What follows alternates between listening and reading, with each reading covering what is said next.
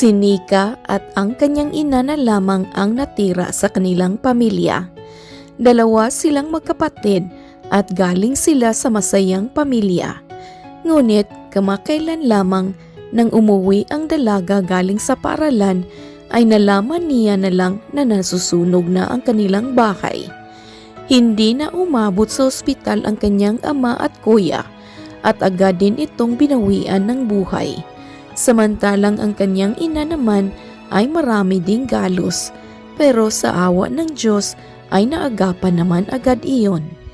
Hindi alam ni Nika ang gagawin sakali mang pati ang kanyang ina ay iwan rin siya, kaya wala siyang ibang nagawa kundi ang huminto sa pag-aaral upang magtrabaho. Iyon na lang ang tanging paraan para maipagamot niya ang kanyang ina. Kahit pa man nakalabas na ito sa hospital ay kailangan pa rin ito ng pang-araw-araw na gamot dahil hindi pa ito masyadong magaling. Nay, iiwan na muna kita dito saglit ha. May pupuntahan lang po ako. Pagpapaalam ni Nika sa ina na nooy nakaupo lamang sa isang sulok at malayong malayo ang tingin. Bakit? Saan mo babalak pumunta, Nika? Wala na po kasing laman ang box na lagayan ng gamot niyo, Nay. Bibili lang po ako. At saan ka naman kukuha ng perang ipambili ng gamot ko? Susubukan ko pong mag-advance sa amo ko sa karinderya, Nay. Baka maawa po sa akin. Ay, wag na. Hindi mo kailangang magpaawa dahil sa letseng gamot ko. Nakailang inom na ba ako ng gamot na iyan, pero hindi pa rin gumagaling. Aksaya lang yan ng pera, Nika. Nay, para naman po sa inyo itong ginagawa ko eh. Hindi naman din kasi magic ang pag-inom ng gamot. 1 week mo lang iniinom yan, tapos ngayon gusto mong makita agad ang resulta? Nay naman. Basta, ayaw ko nang uminom ng gamot.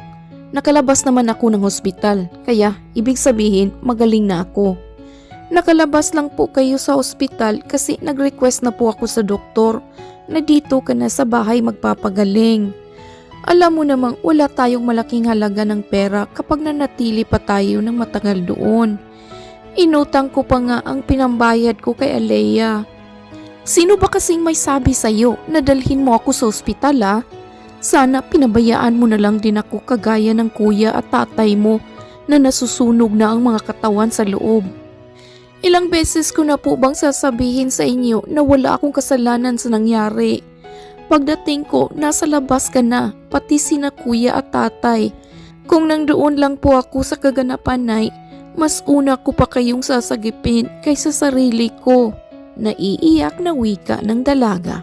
Mag-iisang buwan na kasi ang nakalipas ay telabay siya pa rin ang sinisisi ng ina sa pagkamatay ng kanyang ama at kapatid. Bakit niyo po ako pinapag-guilty sa lahat ng nangyari?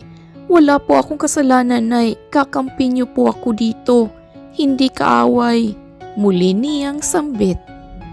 Basta, wag mo na lang akong ibili ng gamot. Hayaan mo na lang akong ganito. Huwag na pong matigas ang ulo mo, please. Ginagawa ko na nga ang lahat para gumaling ka ng tuluyan. Magka-operate ka na naman, Nay. Sa ayaw ko nang gumaling eh. Pwede ba, imbis na atupagin mo ang sarili mo, bakit ako pa itong inaatupag mo? 1 taon na lang, Nika, at magtatapos ka na sa kolehiyo. Pero anong ginagawa mo? Tumigil ka sa pag-aaral para magtrabaho. At sino ba ang dahilan ng maaga mong pagtatrabaho? Hindi ba't ako? Kahit kailan hindi ko pinangarap na maging pasanin niyo sa habang buhay. Kahit ang kuya mo alam yan. Ayaw na ayaw kung ako ang magiging dahilan kung bakit hindi niyo nakakamit ang mga gusto niyo sa buhay. Wika ng ina na naiiyak na rin. Yun lang po ba ang iniisip niyo? Nay, hindi ka po magiging hadlang sa anumang gusto kong makamit. Kagustuhan ko po ang magtrabaho para sa iyo, para sa atin. Kapag nakapag-ipon po ako ulit, saka ako mag-aaral. Paano ka pa makakapag-ipon yan, Nika? Kahit 1 piraso lang ng gamot ko, ang mahal na. Hayaan niyo na po ako, Nay. Magagawan rin po natin yan ng paraan. Mabuti ang Diyos. at alam kong hindi niya tayo pababayaan. Niyakap lang ng dalaga ang ina. Alam niyang ang bigat-bigat ng nararamdaman nito. Nakita kasi mismo ng ina kung paano kinain ng apoy ang katawan ng dalawang lalaki sa buhay niya. Kaya wala nang sasakit pa sa nararamdaman niya ngayon. Nang medyo maayos na ang ginang ay nagpaalam naman muli si Nika dito. Ngayon, pupuntahan niya naman ang amo niya. Kung nakailang punta na siya sa amo ay hindi na niya mabilang. Siguro'y ipinanganak lang talaga siyang makapal ang mukha dahil kahit ilang beses pa siyang tinanggihan nito, aasa pa rin siyang baka ngayon ay maawa na ito sa kanya. Pagdating sa karinderya ay napansin naman agad siya ng amo, kaya inirapan lamang siya nito sa mata. "Ma'am?" Panimula niya sa malumanay na boses. Mukhang alam ko na iyang pakay mo, Nika. Naku, hindi ka pa ba nagsasawa ha? Ilang beses ka na bang pabalik-balik dito? Nabubwesit na nga ang paninda ko. Galit nitong usal. "Ma'am, wala na po talaga akong ibang malapitan eh. Ibawas niyo na lang po sa sahod ko ang uutangin ko." "Anong sahod pinagsasabi mo? Wala ka ng sahod hihintayin, Nika." "Po?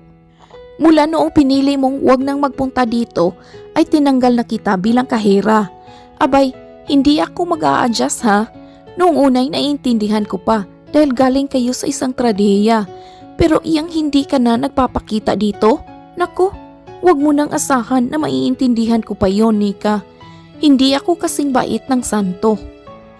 "Ma'am, kailangan ko po kasi talagang lumiban. Wala pong kasama si nanay sa bahay at kailangan niya po ng mag-aalaga sa kanya." Gano'n naman pala eh. So, para saan pa yung pag-a-apply mo ng trabaho kung hindi mo rin pala kayang iwan ang nanay mo? Umalis ka nga dito at wala kang makukuhang kahit singkong kusing sa akin. "Maawa na po kayo, ma'am. Kailangan ko po talaga ng pera ngayon. Wala na talaga akong malapitang iba maliban sa iyo. Kakapalan ko na talaga ang mukha ko." "Makapal talaga ang mukha mo. Hindi ka pumapasok sa trabaho tapos ngayon uutang ka? Paano ako makakasiguro niyan na after mong mangutang ay hindi mo ako takasan?" "Hindi naman po ako ganoong klaseng tao, ma'am." "Ay sus, hindi mo na ako madadaan ng paawa effort mong iyan, Nika. Umalis ka na ngayon, wala kang mapapala sa akin." Isang malalim na buntong hininga na lamang ang pinakawalan ng dalaga. Alam niyang sa pagkakataong iyon ay hindi na niya mapipilit ang amo, kaya wala na siyang ibang nagawa kundi lisanin ang lugar. Ilang minuto na siyang naglalakad. Kung saan siya pupunta ay wala siyang idea. Kung saan siya hahanap ng pera ay hindi niya rin alam. Lumilipad lamang ang kanyang isip. Nasa ganoon siyang senaryo nang may humintong kotse sa gilid niya. Natigil naman siya nang tawagin nito ang kanyang pangalan. "Next!" Masayang sambit ni Alea sa kaibigan. "Alea?" Kunot noong wika ni Nika nang lingunin niya ang may-ari ng tinig. Isang malaking ngiti naman ang ibinigay ni Alea, saka bumaba ng sasakyan. "Sinasabi ko na nga ba eh, bakit ka ba naglalakad mag-isa at saan ka pupunta?" "Galing ako sa karinderya na pinagtatrabahuan ko. Mangungutang sana ako ng pera sa amo ko, kaso hindi niya ako pinautang eh." "Is that it? So, saan ka ba pupunta?" Hindi ko alam, Alea. Ayaw ko namang umuwi nang walang madadalang gamot para kay nanay." "Alam mo, ang mabuti pa'y sumakay ka na lang sa kotse at mag-lunch na muna tayo. Let's go." "Salamat, Alea, pero hindi na kailangan." "Ano ka ba? Huwag kang mag-alala at may solusyon ako dyan sa problema mo." Wika nito sabay kindat. "Solusyon? Aha?" "Naku, Alea, kung mag-o-offer ka na naman ng pera, hindi na ako papayag dyan. Hindi ko pa nga nababayaran ang utang ko sa iyo sa pagka-hospital ni nanay." Siningil na ba kita? Tsaka, hindi ka uutang sa akin no, kundi pagtatrabuhan mo." Pagtatrabahuan? Yes, girl. Kaya huwag ka na munang maraming tanong. Sumama ka na lang muna sa akin mag-lunch at ipapaliwanag ko sa iyo ang lahat. Nagtataka man pero sumunod na lamang din si Nika sa kaibigan. Pagdating sa may pinakamalapit na kainan ay nag-order naman agad si Alea ng kanilang pagkain.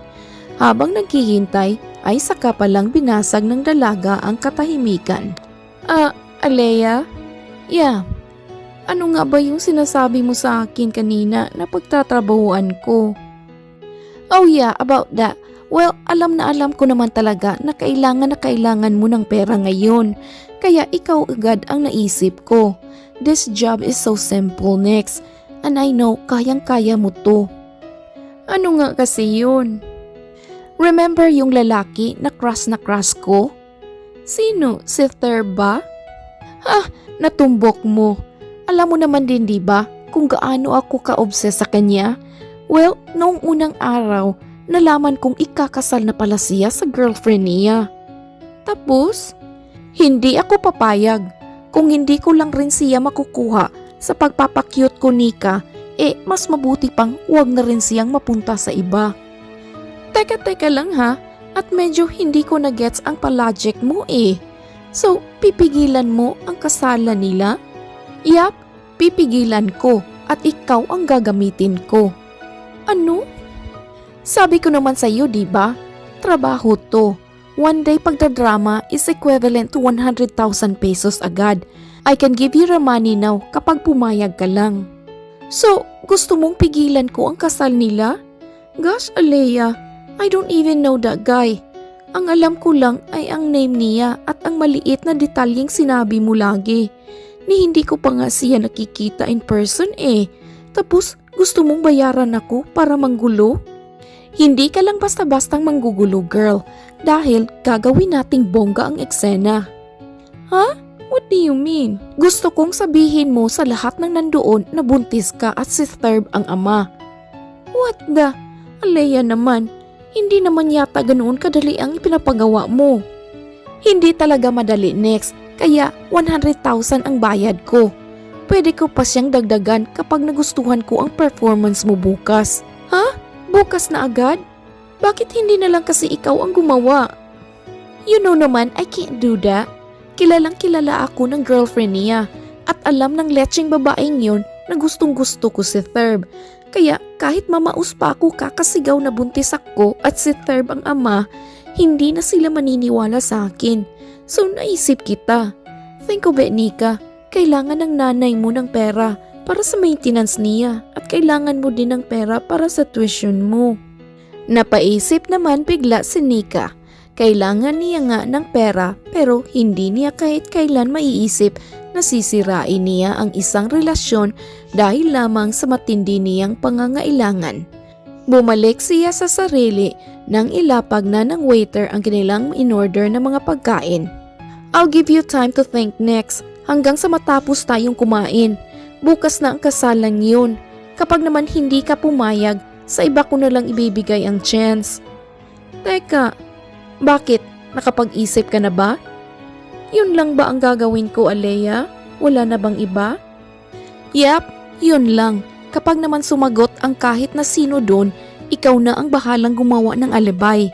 May susuhulan din akong iba para sa gitna ng eksena ay lapitan ka upang mag-agree din sa mga sinasabi mo. Hindi naman pwedeng ikaw lang mag-isa, no? Pero ikaw pa rin ang bida. What if may nakakilala pala sa akin at sabihin kay nanay ang ginawa ko? Of course, naisip ko yan, no? Kaya ko nga binayaran ang event organizer para hingin ang mga names ng mga invited lang. Walang ni isa ang nakakakilala sa iyo, girl, kaya safe na safe ka. Naku, kinakabahan ako, Alea. Ngunit imbes na sumagot ay kinuha lamang ng kaibigan ang kanyang checkbook at isinulat ang malaking halaga ng pera doon saka ibinigay kay Neka. Need motivation? Oh, ayan, 100,000 pesos yan. Full payment. Kapag maganda ang performance mo bukas, dadagdagan ko pa yan at hindi ko na rin pababayaran sa iyo ang utang mo sa akin sa ospital. Deal? Basta make sure na hindi ako mapapahamak sa ideyang to, Alea, ha? Sure thing, dear. So, ano na? Okay, deal. I-text mo lang sa akin ang address at kung anong oras gaganapin ang kasalan. That's great, Nika. O sige na't kumain na muna tayo. Let's enjoy our lunch na muna. Tumango naman si Nika bilang tugon. Nang matapos na silang kumain ay pumunta na muna ang dalawa sa bangko at namili saka hinatid si Nika sa kanilang bahay. Bye next! Susunduin kita bukas, okay? I-chill mo na ang sarili mo for the big scene tomorrow. Pakisay hi na rin sa nanay mo, okay? Makakarating. Salamat, Alea. Always welcome, next. Bye! Ikinaway na muna ng kaibigan ang kamay, saka sinira ang bintana at tuluyan ng pinaandar ang kotse. Pumasok naman agad si Nika sa kanilang bahay na may mga ngiti sa kanyang mga labi. Wala na siyang pakialam sa kung anuman ang mangyayari bukas. Ang importante ay makainom na ng gamot ang kanyang ina. Nay, ito po, may dala po akong gamot sa inyo. Inumin niyo na po muna ang isa, tsaka mamayang gabi na naman po ang isa. Nakita ko ang kotse ni Alea sa labas, Nika. Nangutang ka na naman ba sa kanya? Nay, hindi po. Nauutal niyang sabi. Bakit ka bumaba mismo sa kotse niya? Saan ba kayo nagkita? Pagkatapos po kasing makahiram ng pera sa amo ko, naglakad lang ako pa uwi. Sakto namang pauwi rin siya, kaya isinabay niya na ako. Nilibre niya din po ako ng lunch night. Pagsisinungaling niya sa ina. Ayaw na ayaw kong mangutang ka ulit sa kanya, Nika, ha? Kilala ko ang pamilya nila. Kahit pa man sabihin nating mabait na kaibigan si Alea, ay hindi pa rin natin may pagkakaila na anak siya ng mga Ventura. Opo, Nay. Alam ko naman po yun. Magpahinga ka na muna at salamat na rin dito sa dala mo. Sinabi ko naman sa iyo na hindi na kailangan, pero makulit ka talaga. Basta inumin niyo na po yan. Alam niyo naman pong gagawin ko ang lahat kung maling ka lang ng tuluyan, Nay. Oo na. Salamat dito, anak. Pasensya na rin sa mga nasabi ko kaninang umaga. Hindi naman talaga kita sinisisi. Ayaw ko lang talagang maging pasanin mo habang buhay. No worries po, Nay. Papasok na muna po ako sa kwarto at magbibihis. Pagkasabi nooy, dali-dali siyang pumanhik sa kanyang silid. Hindi naman mawala sa isip niya ang sinabi ng ina. Totoo ngang isang Ventura ang kaibigang si Alea at ang lahat ng mga tao sa kanilang lugar ay takot sa pamilyang iyon. Bilang nasanay na ang mga ito na kapag ano ang gusto nila ay iyon din mismo ang masusunod. Huminga na lamang siya ng malalim. Sa isip niya'y siguro naman ay iba si Alea sa kanyang mga magulang. Kaibigan pa rin niya ito at malaki na din ang utang na loob niya sa dalaga. Kaya kung minsan ay hindi niya ito matanggihan. Todo practice si Nika sa sasabihin niya bukas at sa maaari din niyang maisagot kapag nagkainitan na. Wala na siyang pakialam kung ano ang itawag ng mga tao sa kanya. Desperada na siya, alang-alang sa kapakanan ng kanyang pamilya. Kinabukasan, maagang nagising ang dalaga. Agad siyang naglinis sa loob at labas ng bahay, saka naghanda ng almusal. Sakto namang kakatapos niya lang sa pagluluto ay nagising din ang kanyang ina. Ang aga mo namang yatang nagising ngayon, anak. Papasok ka na ba sa trabaho mo? May pupuntahan lang po kami importante ni Alea, Nay. Uuwi din po ako agad. At saan na naman yan? Sa kaibigan niya po. May seremonya kasi ngayon kaya gusto niyang magpasama sa akin. Alam mo naman yung babaeng yun, ako agad ang hinahanap. Natatawa niyang pangbulyas. Akala ko ba babalik ka na sa trabaho mo? Ay, hindi pa po, Nay. Okay lang naman po siguro na umalis ako, di ba? Oo naman, anak. Okay lang. Hindi naman ako baldado. Salamat, Nay. Kumain na po kayo at maliligo na muna po ako. Baka kasi dumating na si Alea maya-maya lang. Kahit may pagdududa sa isip ng ina ay tumango na lamang din ito. Nang matapos maligo ay nagbihis at nag-ayos agad ang dalaga. Sakto namang kakatapos niya lang maglagay ng blush on sa kanyang mukha ay narinig naman niya ang boses ni Alea na nooy parang nasa kanilang sala na. Dali-dali niyang kinuha ang kanyang sling bag at lumabas. "Oh, good morning, Nex. Pumasok na ako para personal kong maibigay sa nanay mo ang groceries na pinaghirapan ko pang bilhin." Nakangiti nitong sabi. "Oh, salamat Alea ha, pero sana hindi ka na nagabala." "Naku, wala po yun, Nay. Tsaka magpapaalam na rin po ako sa inyo. Pwede ko po bang isama si Nika sa lakad ko?" "Oo naman. Nagpaalam na rin naman yan sa akin kanina. Kaya sige na't baka mahuli pa kayo." "Salamat, Nay. O next, let's go." Ngumiti at tumango naman agad ang dalaga bilang tugon. Hinalikan naman muna niya ang ina sa noo bago siya tuluyang lumabas ng bahay. Todo salita lang si Alea sa buong biyahe. Sinasabi nito ang magiging estratehiya ni Nika mamaya sa loob ng simbahan. Kahit hindi sang-ayon ang dalaga ay tumango na rin siya. Pagdating ay dumaritso na muna sila sa may pinakamalapit na restroom at doon ipinasuot kay Nika ang isang revealing black dress. Dapat daw itim ang kanyang suotin dahil hindi siya magiging sang-ayon sa kasal. "Remember, do your best, okay? Nasa labas na rin ang isa mong kasama. Maghahanap lang tayo ng tiempo. 10 minutes after rumampa ang bride, pumasok ka agad." "Eh, ikaw, saan ka?" "Hindi ako pwedeng pumasok kasi hindi naman ako invited. Baka kasi aksidenteng makita ako ni Thurb at ng babaeng yun at mabuking pa tayo. Don't worry at binayaran ko na ang event organizer kaya malaya ka nang makakapasok dyan." Natigil sila sa pag-uusap nang makita nilang papasok na ang bride sa simbahan. Kaya naman, ang kaninay normal pa na pintig ng puso ni Nika ay biglang nag-iba. Alam niyang sa mga oras na iyon ay papasok na siya sa eksena. Ilang minuto pa ang lumipas ay nilagyan naman ni Alea ng kamera ang kanyang dress. Sakto lang ang liit nito at hindi rin makikita dahil kulay itim naman ang kanyang suot. "What is this for, Alea?" Taka niyang tanong. "Diyan ko panunuorin ang live si Nika, kaya do your job. Don't you dare to disappoint me." Napalunok naman ang dalaga pagkarinig niyon. "Sige na, pumasok ka na sa loob. Dito lang ako." Muli nitong sambit. Inayos naman agad ni Nika ang sarili saka huminga ng sobrang lalim bago lumabas ng kotse. Nasa malaking pintuan na siya ng simbahan kaya mariin niya munang ipinikit ang dalawang mata saka puwersahang tinulak ang pinto. "Itigil ang kasal!" Malakas niyang sigaw na siyang nagpagulantang sa lahat.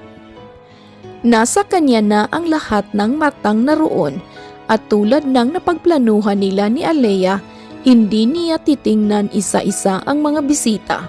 Dapat ay diretso lang ang kanyang tingin sa bride at groom habang dahan-dahang naglalakad papunta sa harapan. "Babe, who is that woman?" Rinig niyang tanong ng babae. "I don't know. I have no idea, babe." "Father, ituloy mo na po ang kasal at baka nagkamali lang ang babaeng yan." "Hindi. Huwag mong ituloy, Father, kasi may sasabihin pa ako." Matapang na wika ni Nika. "Who are you, miss? At bakit ka nanggugulo sa kasal ko?" Galit na wika ni Thurb. "Hindi mo na agad ako naalala, Thurb? Well, I am Joyce Rosales." Hindi na nga nakatiis pa si Thurb kaya gigil niyang nilapitan ang dalaga at hinawakan sa braso. "Who are you? Padala ka ba ni Alea, ha?" "Hindi ko kilala yung sinasabi mo. Nakakalungkot naman, Thurb. Pang isang gabi lang ba talaga ang beauty ko? What are you talking about?" "I am pregnant and you are the father."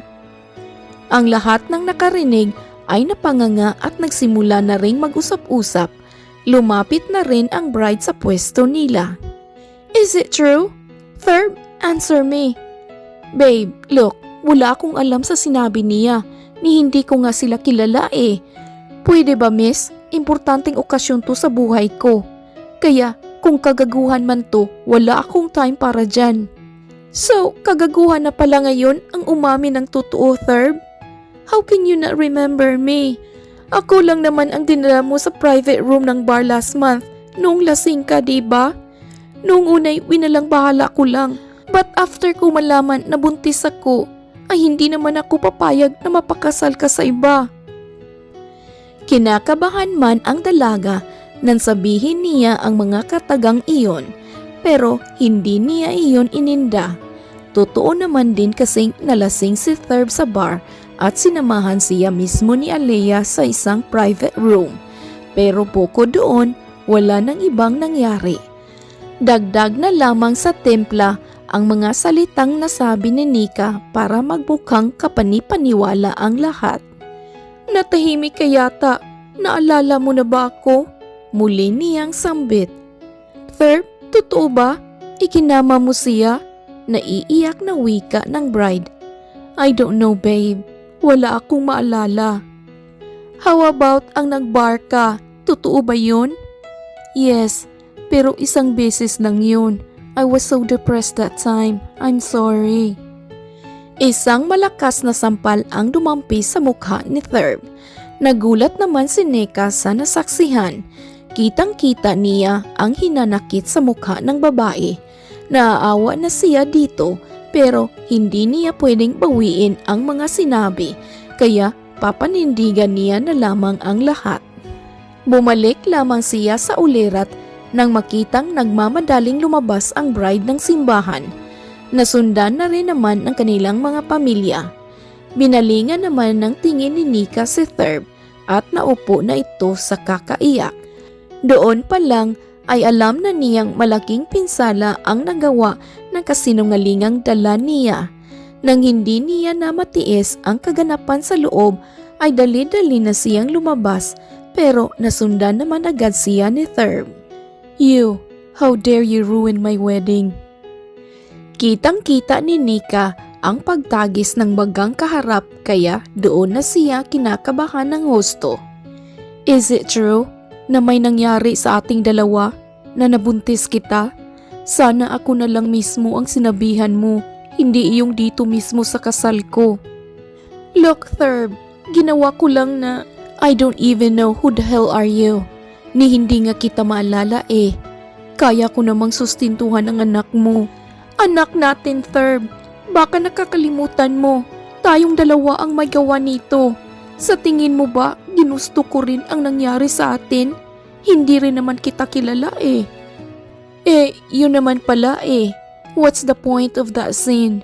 Kung pera at sustento lang ang kailangan mo, kaya ko yang ibigay sa'yo.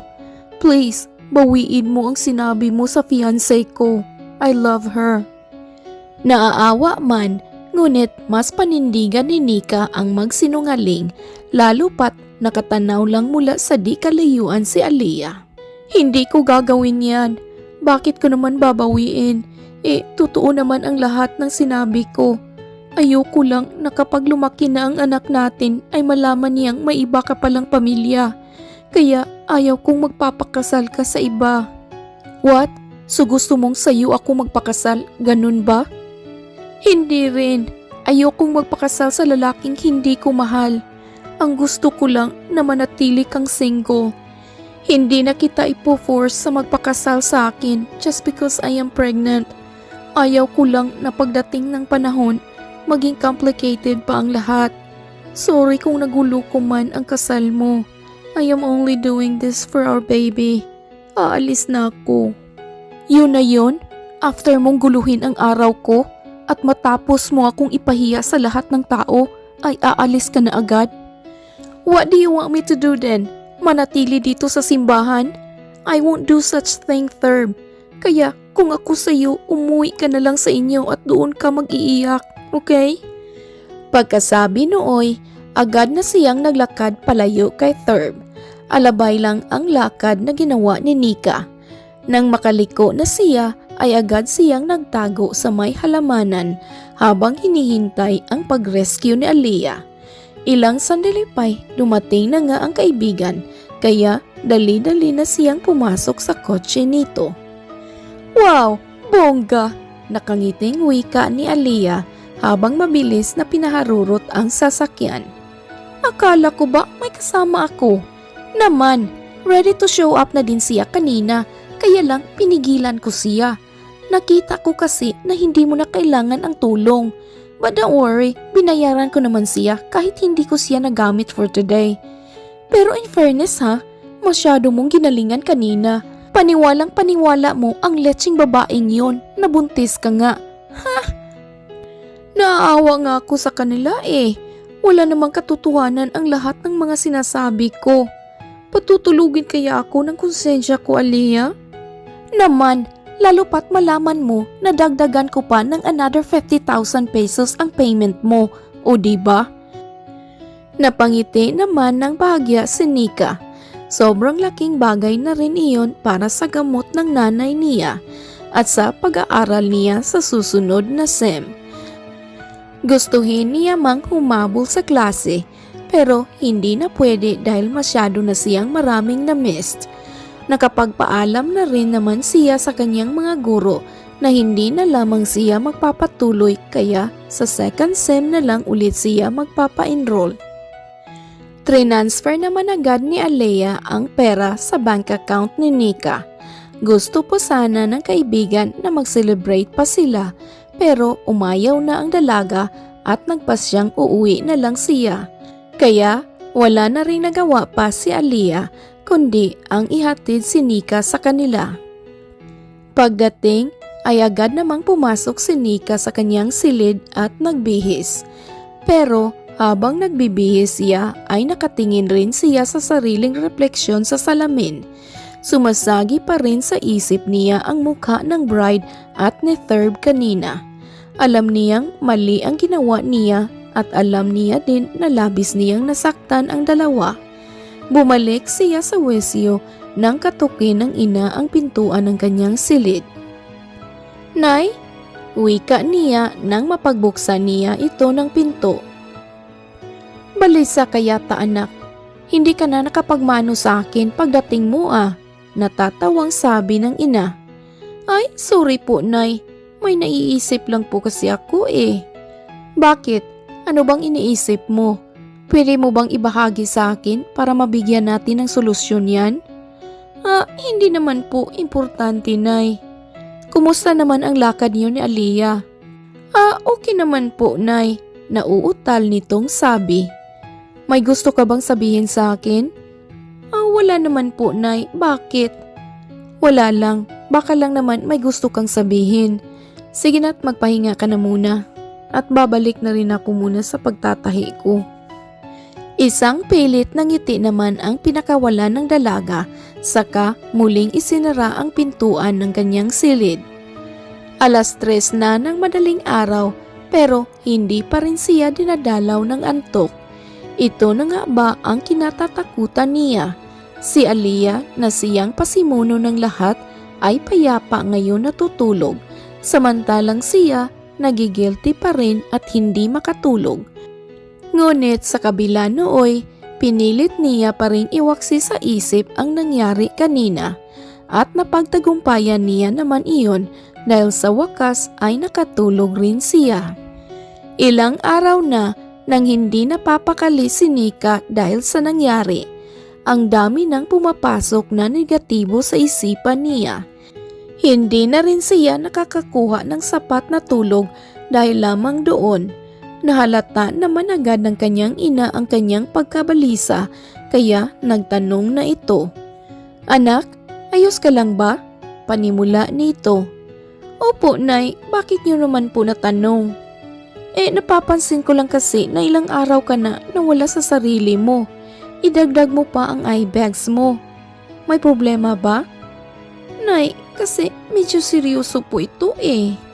"Nako, kahit gaano kaseryoso pa yan ay makikinig ako anak," nakangiti nitong sabi. "Nay, wag na po kayo sanang magagalit sa akin ha. Pero ginawa ko lang naman yun dahil sa pag-aalala ko sa inyo eh. Alam ko namang may rason ka sa lahat ng hakbang na ginagawa mo, anak. Ngayon, sabihin mo sa akin ang totoo. Ano ba ang problema mo? Naupo na nga si Nika at doon na siya nag-iiyak habang sinasalaysay ang lahat ng nangyari sa ginang. Nagulat naman si Nika nang telabay walang nagbago sa reaksyon ng ina. Tatango-tango lang ito at hinahagod ang ganyang likod. Nay, hindi ka po ba galit sa akin? Hindi. Alam ko naman kasi na mabait kang bata. Tsaka noong nagpaalam ka sa akin na may pupuntahan kayo ni Alea, doon pa lang ay kinutuban na ako kaya pag-alis ninyo ay sinundan ko kaagad kayo. Saksi ako sa ginawa mo sa simbahan, anak. Nagalit ako. Gusto kitang pigilan pero dahil alam kong napilitan ka lang sa ginawa mo kaya naiintindihan ko. Hindi ko ginalaw ang groceries na binigay ni Alea. At kung magkano man ang binigay niya sa iyo bilang bayad, ay dapat mong isauli sa kanya lahat. Hindi pa huli ang lahat. Ano po ang gagawin ko, Nay? Puntahan mo ang dalawang ginawan mo ng kasalanan at ipaintindi mo sa kanila na isang pagkakamali lamang ang nangyari. Natatakot po ako. Baka kasi pagbantangan nila ang buhay ko o ang buhay mo. Hindi yan, anak. Ang importante ay naituwid mo ang pagkakamali mo. Paano po si Alea, Nay? I'm sure magagalit po siya sa akin. Hindi siya tunay na kaibigan kasi dinamay ka niya sa problemang siya lamang naman ang may concern. Alam niyang hindi siya mahal ng lalaki pero pinipilit pa rin niya. Gaya lang din siya ng mga magulang niya. Gustong lahat ng nais nila ay siyang masusunod. Natahimik naman si Nika at napaisip. Tama ang ina, marahil natatakot man siya pero mas mabuti nang gawin niya ang tama. Baka sakaling saka pa lamang din siya matahimik kapag nasabi niya na ang totoo. Kaya naman kinabukasan ay maaga siyang gumayak. Ipinagtanong niya pa kung saan nakatira ang binatang si Thurb at nang malaman niya ang address ay dali-dali na niya iyong pinuntahan. Ngayon, wala nang makakapigil sa kanya. Mukha kasing wala siyang balak patulugin ang konsensya niya dahil sa kanyang ginawa. Inihinto siya ng sinasakyang tricycle sa isang mataas at malaking gate. Kuya, dito ba nakatira si Thurb de Leon? Oo, iha. Yan na nga ang bakuran nila. Mag-doorbell ka lang at tiyak pagbubuksan ka kaagad ng kasambahay. Salamat po, kuya. Nakangiti niyang wika sa driver. Saktong pag-alis ng tricycle ay ang pagbukas naman ng malaking gate. Mukhang may lalabas kaya dali-dali siyang pumwesto sa gilid. At hindi nga siya nagkakamali dahil isang itim na kotse ang lumabas. Ngunit ganoon na lang ang gulat niya nang hindi ito nagpatuloy sa paruroonan at bumalik pa ito. Maya-maya pa'y bumaba na nga si Thurb doon. What are you doing here? Maanghang niyang tanong sa dalaga. Oh, nandito ako para makausap ka. Well, thank you ha. At mukhang hindi na ako mahihirapang hanapin ka pa. What do you mean? Kunot noon niyang tanong. Alam mo bang 3 days straight na akong naghahanap sa iyo, Miss Joyce Rosales? Sino si? Natigil naman siya sa sasabihin nang mapagtantong Joyce Rosales nga pala ang ginamit niyang alias sa kasal. Now, halika't pumasok na tayo sa loob. Wika nito sabay hawak sa kanyang kamay. Teka, ano ba? Bakit mo ba ako hinihila? Ito naman ang gusto mo, di ba? Okay na? Hindi na ako binigyan ng chance ng girlfriend ko at umalis na siya pa ibang bansa. Nakabad record na din ako sa parents at sa mga relatives niya. Kaya masaya ka na? Bitiwan mo nga ako? At sino bang may sabi sa iyo na masaya ako ha? Akala mo ba masarap ang tulog ko every night dahil sa nangyari? Pues nagkakamali ka. Wala na nga akong sapat na tulog dahil sa guilt na nararamdaman ko eh. At ngayon, nagigilty ka pang talaga ha? Sana naisip mo yan bago mo sinira ang kasal ko. Now since you're pregnant at ako ang ama, my parents wants me to marry you. Nanlaki naman ang dalawang mata ni Nika sa narinig. Ikakasal? Siya? Ngunit hindi maaari dahil kasinungalingan lamang ang lahat. Pati nga pangalan niya ay Piki rin. Bumalik lamang siya sa Wesyo nang hawakang muli ni Thurb ang kanyang kamay. At ngayoy, sabay na silang nakapasok sa pamamahay ng mga Deleon. Hello mga kaibigan, dito lang muna okay? Abangan mamaya ang napaka-exciting at surprising na finale sa story na ito. Alright? Actually, nasa middle pa tayo sa story na ito. This first part has 5,500 words and the second part, which is the finale, has 6,000 words. It's about 40 minutes plus video. Ay naku, paus na naman si ako. The good thing, it's Friday and weekend is my rest days. Yay! Alright, so every time I have a long story, so sa Friday ko i-upload. So, I can stop or split the story and upload the other half on Saturday. Okay, this is Kulay TV saying, bawat buhay ay may kulay. Thank you and take care. See you soon.